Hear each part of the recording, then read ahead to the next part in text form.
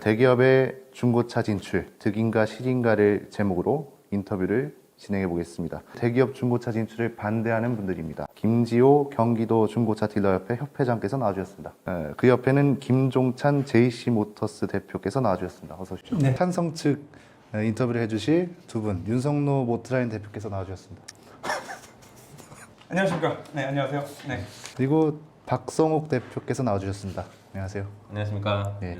저희가 원래는 100분 토론을 하기로 했잖아요. 그런데 찬성 쪽까지 섭외가 맞춰졌는데 갑자기 안 하신다 그래서 사실 좀 당황스러웠습니다. 찬성하는 쪽 게스트가 뭐 유튜브 채널을 하는 사람이라든가 아니면 현 중고차 딜러라든가 그런 제3의 인물이 나왔으면 아예 토론은 아예 말도 안 꺼냈을 거예요. 그러니까 만약에 현대자동차 정의선 회장이다 이런 사람들이 나왔으면 언제든지 토론할 수 있습니다. 자동차 유튜버가 왜? 당신들보다 감투 쓴 거 없을지 몰라도 내가 오늘 여기서 하는 얘기들 당신들이 하는 말보다 훨씬 더 논리정연하고 훨씬 더 근거가 있는 말들이거든? 무슨 뭐 정의선이 와야 토론을 한다고? 정의선이 친구야? 어? 이 중고차팔이라는 단어는 왜 나왔다고 생각하십니까? 현대나 그러니까 카마에서 한 2년 전부터 하루에 뭐 2-3개, 4-5개씩 계속 언론에 뿌려요. 우리가 반박 기사를 내보내려고 뭐 지역신문이다, 메이저다 아무리 두들겨도 뭐 상대방이 카마다, 현대자동차 하면 바로 인터뷰 거절입니다. 언론의 책임도 굉장히 큽니다. 최근에 여러 가지 문제들, 사회적 문제를 일으키는 허위 매물이라든가 이런 것들이 최근에 많이 부각이 돼서 그런 점을 가지고 현대자동차가 그 명분으로 시장에 들어오려고 하다 보니 그런 부분이 더 많이 부각돼서 중고차 팔이라는 그런 것이 나온 것이지. 현대차가 허위 딜러들이 하는 이런 범죄 행위들 이런 것들을 명분으로 중고차 시장에 진출하려고 한다. 그리고 허위 딜러들의 일각의 뭐 그런 범죄 행위들을 중고차 시장 전체의 문제인 것처럼 과장된 여론이라고. 과장된 여론을 그걸 또 뭐 현대가 좀 이렇게 조장하고 있는 것처럼. 현대나 그러니까 카마에서 한 2년 전부터 하루에 뭐 2-3개, 4-5개씩 계속 언론에 뿌려요. 마치 그리고 현대는 그걸 조장해놓고 그거를 빌미 삼아서 야 이거 봐 한국 자동차 중고차 시장이 이러니까 우리가 들어가야 돼 라고 현대차가 지금 그렇게 주장을 하고 있대요. 근데 도대체 무슨 근거가 있는지 모르겠습니다. 무슨 근거가 있는지. 애초에 무지성으로 튀어나온 말은 반박도 힘들어. 아니 현대차가 왜 이 비즈니스를 함에 있어서 허위 매물을 근절시키려고 들어온다 자체가 말이 안 되는 거잖아요 사실. 아니 걔네가 언제부터 경찰 놀이를 했어. 어차피 돈 벌러 들어오는 거고 현대차도. 그죠. 그리고 제 생각에는 허위는 없어지지는 않을 거예요. 이게 잘 구분해서 여러분들도 보셔야 되는 게 그 시장이 선진화될 거다. 시장이 한 단계 더 발전할 것이다. 그 포괄적인 단어 안에는 허위 딜러들도 줄어들 것이고 중고자동차라는 거에 대한 히스토리도 조금 더 투명해질 것이고 많은 요소들이 있고 그 하나 일부분이겠죠. 좀 어느 정도 범위가 개선돼야 하는지. 사실 최근에 와서 중고차 불신을 증폭시킨 가장 큰 원인이 허위 매매에서 비롯된 여러 가지 소비자 피해 사례거든요. 상당히 심각한 수준에까지 갔었죠. 사회 문제 일으킬 정도까지. 근데 정말 중요한 것은 허위 매매 행위를 하는 그분들은 허가받은 정상적인 매매업계 내에 있는 분들이 아니라 무등록 종사원들이 벌인 사기적인 집단들이거든요. 허위 매물 올리는 그 불법 행위하는 딜러들 우리 조합에 등록되어 있는 종사원도 아니다 라는 얘기를 하더라고요.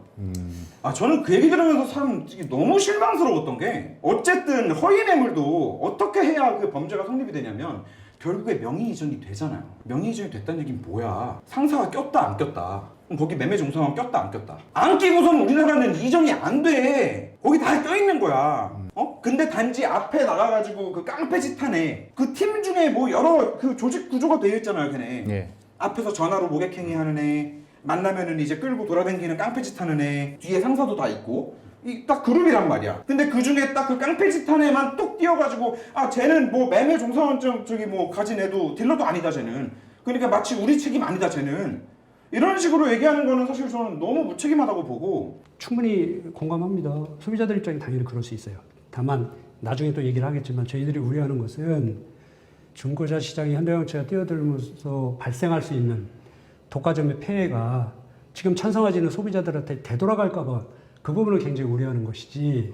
이들이 독과점이에요 여러분. 여러분들한테 피해가 갈 거예요 라고 얘기하고 있는 말에 속으시면 안 된다는 거예요. 이거 다 거짓말이에요. B2C 시장 자기들은 상관없다 그래. 솔직히 뭐 B2C 목적으로 만드는 어떤 이런 플랫폼 같은 경우는 크게 무섭지가 않단 말이에요. K카도 그렇게 크게 영향을 주지 않아요. 그리고 심지어 이렇게도 얘기합니다. 조그만 마트에서 뭐 귤 하나 뭐 1,000원이면 사는데 백화점에 2,000원, 3,000원 팔잖아요. 그러니까 가격 안 보고 막 바구니 담잖아요. 그런 분들이 살 수 있는 게 이 차가 될 거예요. 그분들은 그게 만족을 해요. 현대에서 판매하는 거는 이런 극단적인 아주 조그만 그 영역의 어떤 그 상품화, 신품 같은 차를 팔 거란 말이에요. 어차피 비싸게 거래할 사람들만 쓰는 플랫폼. 어차피 비싸게 거래할 사람들만 쓸 거래. 그러면은 도대체 무슨 독과점을 한다는 거야 현대가. 여러분들이 절대 바보처럼 거기에 넘어가시면 안 되고 특히 내막을 보시라고요. 이들도 지금 이 소매 판매 B2C는 아무런 상관없다라고 얘기하고 있어. 심지어 B2C 하는 딜러를 바보 같다고 했어. 내가 현대 관계자라면 B2C 하지 않는다. 왜 머리 아프게 차를 직접 사와서 상품화를 하고 판매한 다음에 소비자 민원에 시달리고 이걸 정말 바보 같은 짓이다. 제가 그 딜러분들한테 얘기하는 게 B2C 하는 딜러가 제일 바보라는 거예요. 기분 나쁘더라고. 왜냐면 우리 딜러들 다 B2C거든. 그러니까 B2B를 할 수가 없어. 아니 난 무슨 생각으로 그런 말씀하시는지 난 아직도 이해를 근데 못하겠어. 내 생각에는 그 머릿속에 많은 생각들을 하고 계실 텐데 예. 그게 지금 정리가 안 된 상태에서 막 이 말 저 말 하다 보니까 꼬인 거야.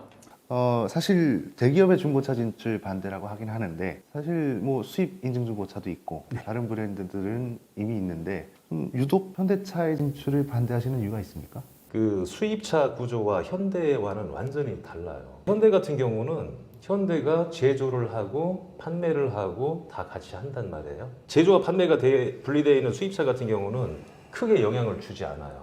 수입차는 한 10여 개의 외국 메이커가 국내에 들어와서 수십 개의 수입 딜러사가 완전 경쟁 체제 하에서 인증중고차 사업을 하고 있기 때문에 그 경쟁 체제의 혜택이 고객에게 돌아가고 있어요. 한번 얘기해 보세요. 현대차는 제조를 같이 하기 때문에 달라요. 거기에 대한 이유는 안 나왔어 결국. 아 그러니까 안 나와. 당연히 안 나오지. 이유가 없으니까. 제조와 판매가 분리되어 있는 수입차 같은 경우는 크게 영향을 주지 않아요. 현대 같은 경우는 제조를 하고 판매를 하고 다 같이 한단 말이에요. 제조를 같이 하기 때문에 뭐가 다른데요? 여기서 또 그런 말씀을 하시더라고요. 수입차는 수십 개의 수입 딜러사가 완전 경쟁 체제 하에서 인증중고차 사업을 하고 있기 때문에 그 경쟁 체제의 혜택이 고객에게 돌아가고 있어요. 그렇기 때문에 소비자들이 뭐 그만큼 내 차를 뭐 좋은 가격에 팔 수 있다? 뭐 이런 취지로 말씀을 하셨던 것 같아요. 근데 죄송하지만 그 발등 찍는 말씀하신 거지. 그렇게 따지면 현대는 현대차 매입하려는 딜러가 전국에 몇 명이겠어요. 그 몇만 명의 딜러들이 요즘에는 헤이 딜러로 만나는 세상이잖아. 현대차 매장 가가지고 가격 한번 물어보고 헤이 딜러에 바로 던지면은 몇만 명의 딜러들이 함께 매입 가격을 놓는다고. 그러니까 현대차가 들어와도 어쨌든 간에 딜러들끼리는 경쟁이 되니까 수입차는 딜러십이 20개 있기 때문에 괜찮다? 수입차는 제조를 안 하고 현대는 제조를 하기 때문에 안 괜찮아? 이게 무슨 논리냐고 도대체. 여기 이 말에 무슨 근거가 있냐고. 사실 뭐 수입 인증 중고차도 있고 다른 브랜드들은 이미 있는데 유독 현대차의 진출을 반대하시는 이유가 있습니까? 저희가 유독 왜 현대자동차의 진입을 반대하느냐. 예. 현대자동차가 지금 신차 시장 80% 이상 독점하는 상태에서 중고차 시장에 뛰어들면 일반 소비자들의 매물을 싹 쓸어간다는 거거든요. 업계에 심각한 생존권에 위협을 준다는 겁니다.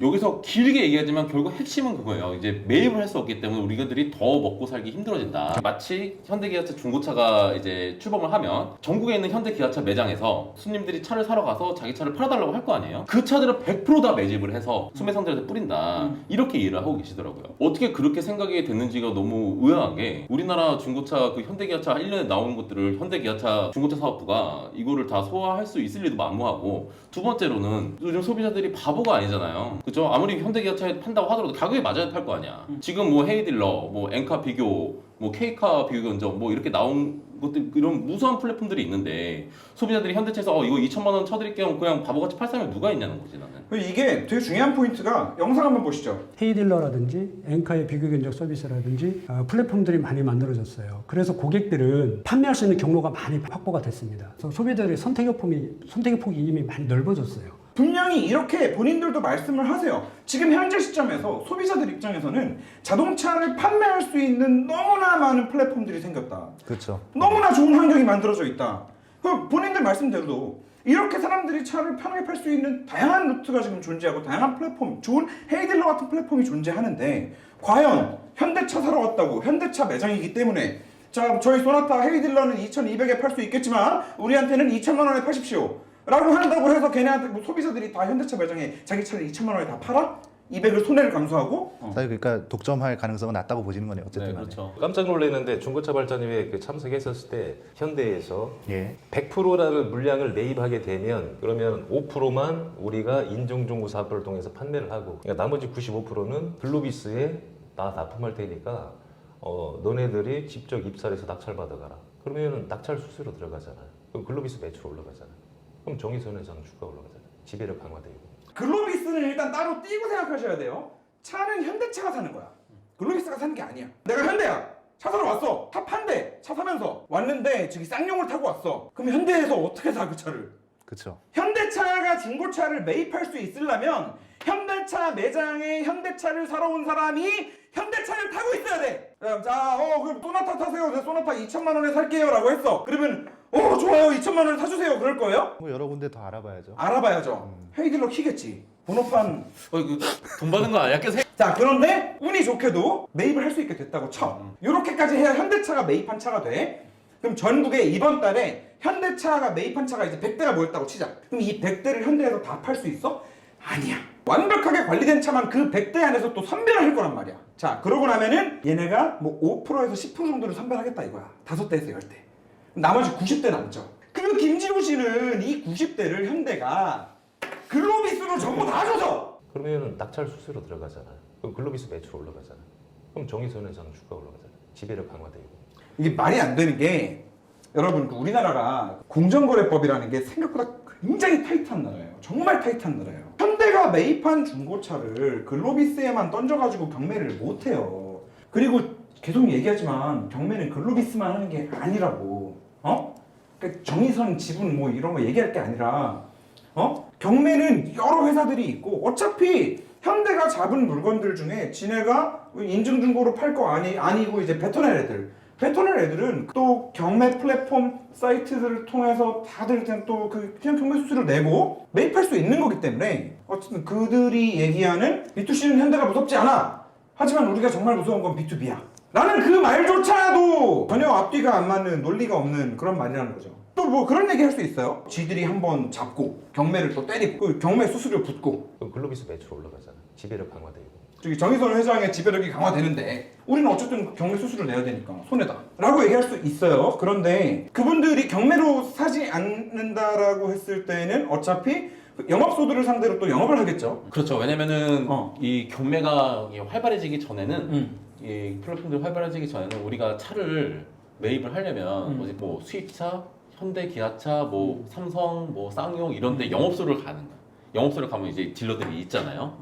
근데 이제 그 영업소 알고 계시겠지만 거기 상조회라는 게 있어요. 뭐가 있어요? 상조회. 상조? 누구 죽었어? 딜러들은 거기를 커터가 이게 빈자리에 남은 소개를 들어가든 어떻게 영업을 해서 명함을 계속 돌리면서 가서 친해져가지고 거기 들어가면은 한 달에 얼마씩을 10만 원씩이든 뭐 30이든 뭐 이렇게 내요. 아 거기 돈을 내? 한 뭐 6, 7명 많으면 10명 이런 식으로 해가지고 돈을 내고 거기에 카톡방에 하나 만들어지면 설마 순번 정해가지고 아니야 그건 아니지 차를 주나? 아니야 그건 아니지.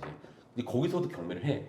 그 안에서 경매를 해. 그러니까 그 예를 들어서 뭐 이제 5시리즈가 나가는데 대차가 HG 그랜저가 나왔어. 그러면은 이제 그 신차를 판매한 딜러가 그 정보를 카톡방에 공유를 하는 거야. 공유를 하면은 이제 그 딜러들이 괜찮다 이러면은 이제 막 개인톡으로 이제 그때부터는 개인톡으로 얼마 하고 혹시 얼마까지 나왔는지 말씀해 주시면 맞추겠다 10만 원 더 쓰겠다 뭐 이런 식으로 하면서 차를 가져가거든. 가져가는데 거기에서 이제 또 뒤에 비하인드 스토리로 뭐 조금 또 돈 나가는 것도 있고 막 그런 게 있어. 뽀찌! 근데 그 얘기는 여기서 하지 말자고. 왜? 왜냐면 중고차를 얘기하는 자리니까 그건 얘기하지 말고 어쨌든 중고차 관련 업이잖아요. 경매 수수료라고 치자고. 그니까 자 내가 이제 하고 싶은 말 나왔어. 지금 경매 수수료 들어간다라고 해서 네. 야 현대 기아가 들어와가지고 그 몇 대 될지는 모르겠지만 그 차들을 가지고 가서 그걸 경매에 붙이면 우리는 저 차들을 이 경매 수수료까지 내고 잡아와야 되지 않냐 이런 말을 하는데 그 경매 수수료나 지금도 영업소들마다 영업하는 데 들어가는 영업비 아까 뭐 상조에 들어가는 월 회비 뽀찌 술도 사주고 그럴 거 아니야. 그러면 도대체 그 돈이나 어차피 경매 다 인터넷으로 하잖아요 요즘에.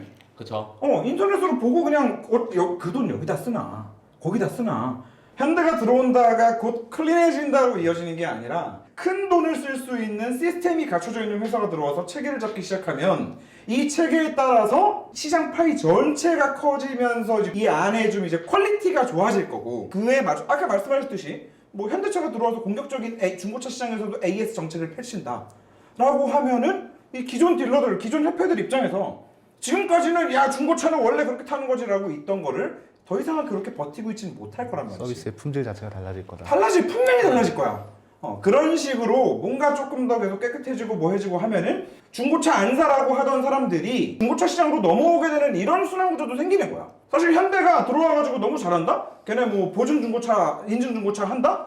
그러면은 현대차 신차 살 사람들이 그 인증 중고차로 몰리게 될 수도 있는 거고, 그건 또 결과적으로 현대차 입장에서 발등 찍는 일을 하게 되는 걸 수도 있어요. 현대차가 들어와서 이제 선진화된 이렇게 정책을 펼치고 그 경쟁 속에서 우리 중고차 딜러들 분들도 이게 똑똑하신 분들도 많고 열심히 하시는 분도 엄청 많거든요. 그런 분들 가만히 있겠냐는 거죠. 그 안에서도 자생적인 노력을 해서 어떤 뭐 AS망을 구축한다든가 아니면 다른 뭐 비즈니스를 만들다든가 이런 식으로 해서 전체적인 시장이 좀 더 선진화되고, 그렇게 되면서 이제 지금 문제가 되는 허위 딜러라든가 여기 비양심적인 딜러분들은 그런 딜러들에 대한 수요도 줄어들고 결국은 그분들이 공급을 할 수 없음으로 인해 그분들이 다 사멸할 것이다. 이런 게 지금 저희 입장인 거예요. 예. 좀 제발 그런 뭐 협회장 무슨 장 그거 뭐 민노총이더만 그분도 그런 거 하면은 뭔 돈 나오고 무슨 이권 있겠지. 내 여기서 다 얘기는 못 하는데 뭐 있겠지. 그런 걸 지키기 위해서 하는 거 다 좋단 말이야. 근데 좀 주장할 때 좀 이게 논리가 있으면 반박하는 사람도 반박할 맛이 나잖아. 지금은 반박할 맛이 안 나. 쟤네가 다 매입할 거야. 다 매입할 거라는 증거 있어? 다 매입할 거라는 근거 있어? 다 매입한 다음에 쟤네가 다 글로비스 해준대. 공정거래위원회는 어떻게 하고 걔네가 글로비스에 다 줘? 일단 다 매입하는 것도 불가능한데, 다 매입하면 뭐 우리나라 200만 대를 2천만 원씩만 따져도 한 1년에 40조인데? 현대가 중고차 사는데 1년에 40조를 쓴다고? 설령 다 했다고 치자. 현대가 다 했어. 다 샀어. 다 사서 글로비스에 다 줬어. 그래서 다 준 거를 다 경매 수수료를 곱해도 그 글로비스 전체 매출에 비하면 그거 얼마 안 돼요. 그러니까 제발 정의선 회장 지배력 얘기하는데 거기에 꽂혀 있으시면 안 되고, 진짜로 이런 포부를 좀 보여줬으면 좋겠어요. 야, 들어와. 야, 우리 이길 수 있어. 니네가 들어온다고 해가지고 우리를 뭐 할 수 있을 거 같냐? 여러분, 협회들, 상사들, 딜러들 다 모이세요. 쟤네 들어온다는데 우리가 돈 모아가지고 뭐 하나 제대로 준비합시다. 막말로 야 여러분, 우리 헤이드러 때문에 힘들잖아요. 우리가 플랫폼 만들자. 야, 우리가 AS망 구축하자. 이거 왜 하면 안 되는 건데? 그들이 해야 되는 거는 이런 행동이야. 지금 법적으로 중소기업 적합종 6년 보호받다가 지금 끝난 상태잖아요.